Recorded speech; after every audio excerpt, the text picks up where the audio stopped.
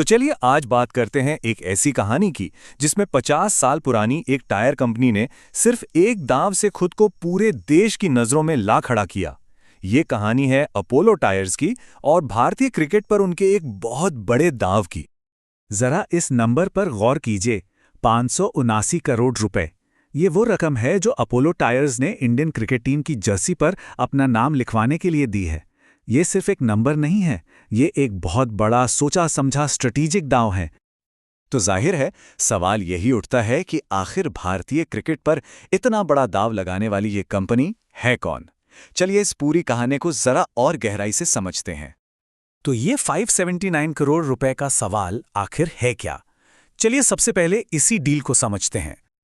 सितंबर 2024 से Apollo tyres मार्च 2028 तक हमारी क्रिकेट टीमों का मेन स्पॉन्सर बन गया है।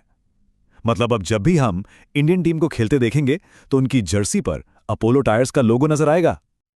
और ये 579 करोड़ रुपए की रकम कितनी बड़ी है, इसका अंदाजा तब लगता है जब हम इसकी तुलना पिछले स्पॉन्सर से करते हैं। ड्रीम 11 की जो डील थी वो करीब 358 करोड़ की थी। तो ये दिखाता है कि अपोलो ने इस मौके को हासिल करने के लिए कितना बड़ा दांव खेला है।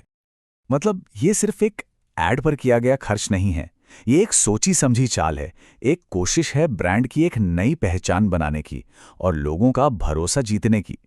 कंपनी के लिए कह सकते हैं ये एक नए दौर की शुरुआत है। अब ये समझने के लिए कि अपोलो आज यहां तक कैसे पहुंचा, हमें थोड़ा पीछे चलना होगा उनकी शुरुआत में। चलिए देखते हैं कि इस कंपनी की नींव कैसे रखी गई थी।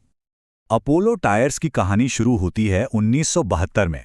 फिर 1975 में केरल के पेराम्ब्रा में उनका पहला प्लांट लगा। इसके बाद ये सिलसिला रुका नहीं, धीरे धीरे कंपनी बड़ी होती गई। 1991 में गुजरात में दूसरा प्लांट और 1995 में कोची में तीसरे प्लांट को भी खरीद लिया। ये दशकों की मेहनत का नतीजा है।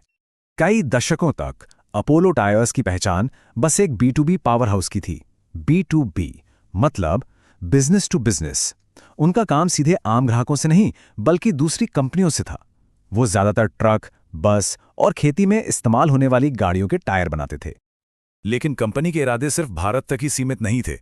उनकी नज़र थी ग्लोबल मार्केट पर और इसके लिए उन्होंने कुछ बड़े कदम उठाए।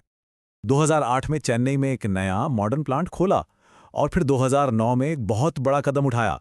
उन्होंने डच टायर कंपनी व्रेडेस्टीन को ही खरीद लिया।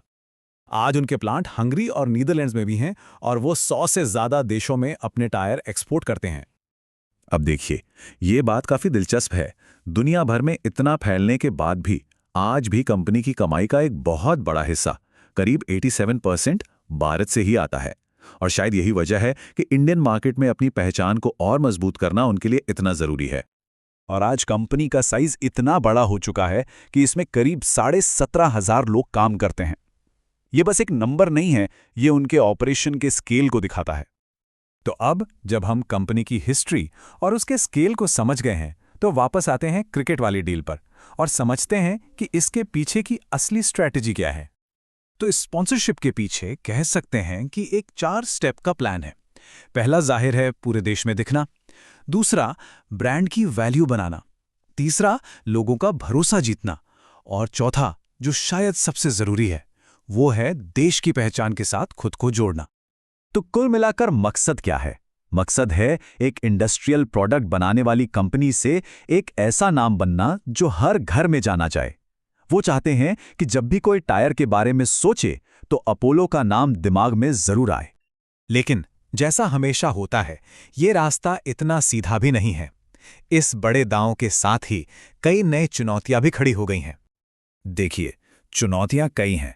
एक तो मार्केट में MRF और सियाट जैसे पुराने खिलाड़ियों से तगड़ा कंपटीशन है।